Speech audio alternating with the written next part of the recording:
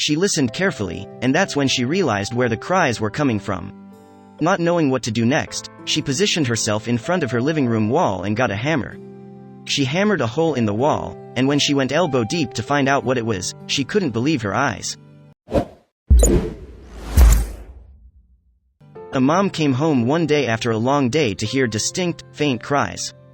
Baffled, she started searching her home. But she couldn't seem to locate where the sounds were coming from. She thought it might just be her mind playing tricks on her as she had had a busy day. Subsequently, she went into the kitchen to prepare dinner, but then she heard the noise again. This time, she knew the noise had to be some type of cry. Being a mom herself, she already knew what the sound of a cry sounded like, but these were no ordinary cries. Their pitch was higher, and the noise didn't last long. She began exploring her home to see if she could pinpoint where the particular noise was coming from. She had no idea that it was right in front of her. The cries became louder, and this prompted a frantic search. Mom knew whatever was crying must be hurt, or in some kind of danger. She went to the adjacent rooms from the kitchen to see if she could source out where the cries were coming from. She couldn't hear anything. The calls had become mute. But then, as still as she could be, one little cry let her know exactly where it was coming from. Mom was right in front of her living room wall. The TV was hanging on the left of where she heard the cries. I need to do something, she thought. But still, she had to make sure that the cries were coming from there. If not, she would have made a colossal mistake. She called to her children and asked them if they too could hear something behind the wall. Little did they know, this was the start of a new adventure. Her children gathered with her and tried to listen for the cries, but an ominous quietness made the air stale. Her children looked at her as if she was crazy. They couldn't hear anything, needless to say, any type of cry. Mom widened her eyes. Sparks flew through her brain, desperately trying to connect the dots, but still, utter silence. Was this just all a figment of her imagination? The children started retreating to their rooms when a faint cry came from behind the wall. There. Did you hear it? Mom said, astonished. Her children looked at each other and nodded their heads and rushed back to where they had been waiting for the noise to appear. Something was there, trapped. They could hear it too, but what was it? Mom instructed someone to get a hammer. She was going to help whatever was stuck in there get free. Knocking the lighter parts with her knuckles, then the darker regions, she finally knew where the weakest point in her wall was to strike. But little did she know, the weakest part of her wall was precisely where the cries were coming from. Mom asked everyone to stand back. She started hammering through her drywall and made a gaping hole, just the right size for her arm to fit through it. As she settled the hammer down, the cries became louder and louder. Mom plunged her hand in, elbow deep inside the hole in her wall. But as she felt around inside the tunnel, all her words immediately left her. Clumps and clumps of drywall poured everywhere, but then she thought she had felt something different. She grabbed hold of it carefully and pulled it out, but it was just a handful of isolation, dirt, and drywall. The cries became more distinct, and she knew she was close. She dug through the dirt, clearing a way for her hand to travel to the cries. She was unaware that she was about to strike gold. Carefully, Mom felt around inside the hole and touched something small and fuzzy. She thought it might just be insulation from the wall like before, but then she pulled her hand out while cradling it. Bewildered, she had pulled a little white kitten out of the hole. In that exact moment, she knew that there was more than one and she had to get them all.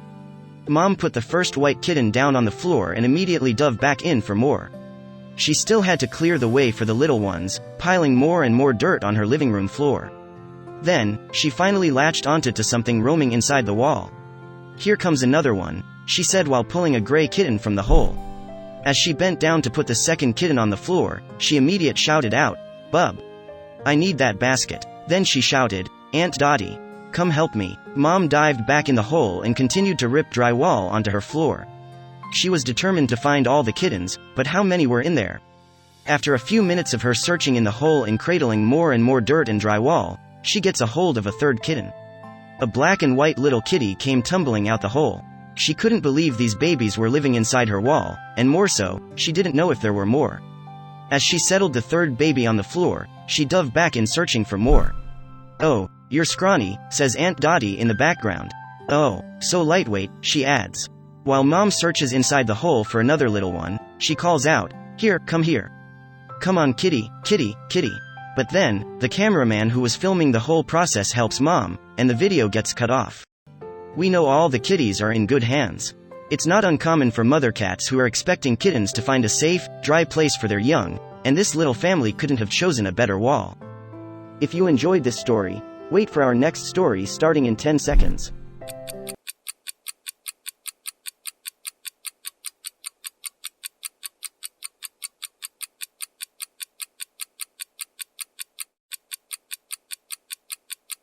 Old Louis the sheepdog went missing for a day, leaving his owner incredibly worried. When he finally returned, a strange note hung around his neck. Living on the fertile plains of New Zealand, Louis grew up among nature. Ever since he was a pup, he'd run freely across the farmland, herding sheep and exploring. Some days he would be gone until nightfall, but he would always be back for dinner. One day, when he didn't appear by the usual time, his owners started to grow worried. As he grew older, Louis had become less adventurous.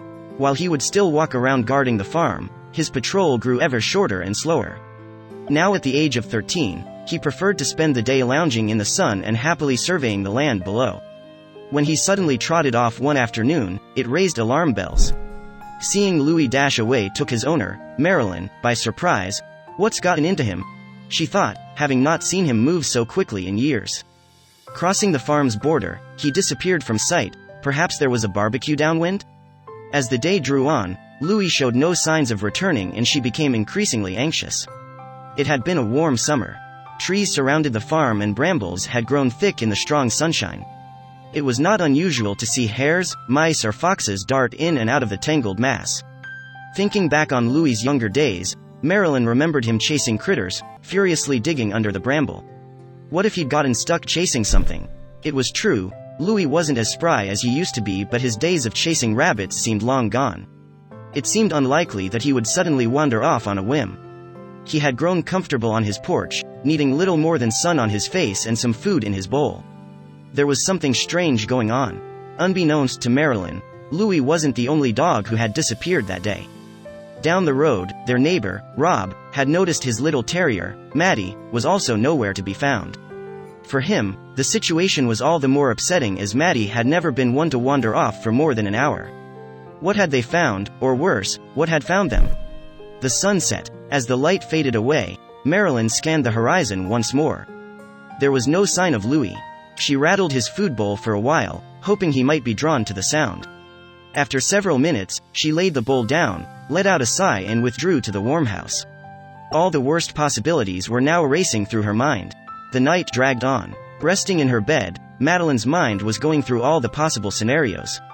It has been known for older dogs to find a secluded place to spend their final moments.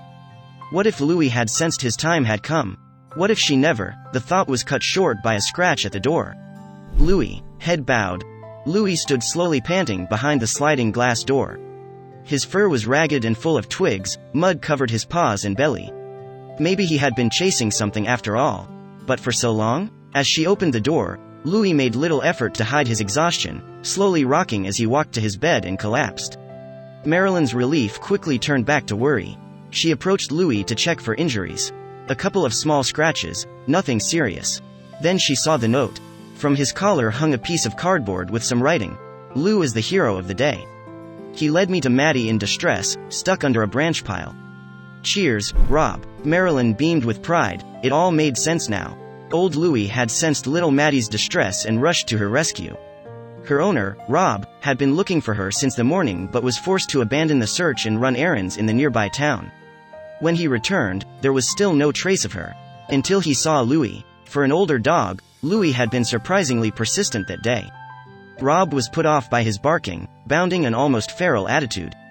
After a few minutes unsuccessfully trying to calm him down, Rob realized what he was doing.